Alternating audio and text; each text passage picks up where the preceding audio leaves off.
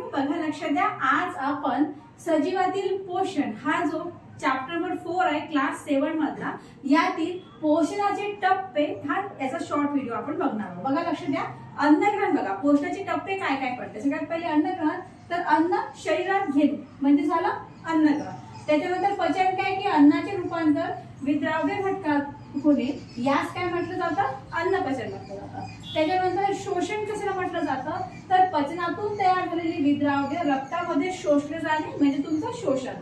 स्मात्नीकरण कशाला म्हटलं जातं, की शोषलेल्या द्रावणीय अन्नाचे शरीरातील पेशी व ऊतीमध्ये वहन व ऊर्जा निर्मिती केली जाणे, ठीक आहे। आणि त्याला स्मात्नीकरण म्हटलं जातं। आणि उत्सर्जन कशाला म्हटलं जातं, की पचन व शोषण न झालेले उर्वरित जे तुमचे अन्न घटक आहे ते शरीराबाहेर टाकले जाणे म्हणजे तुमचं काय झालं, उत्सर्जन। अशाच नवीन नवीन शॉर्ट व्हिडिओसाठी प्रीटी अकॅडमी हे चॅनल सबस्क्राईब करायला विसरू नका। थँक्यू।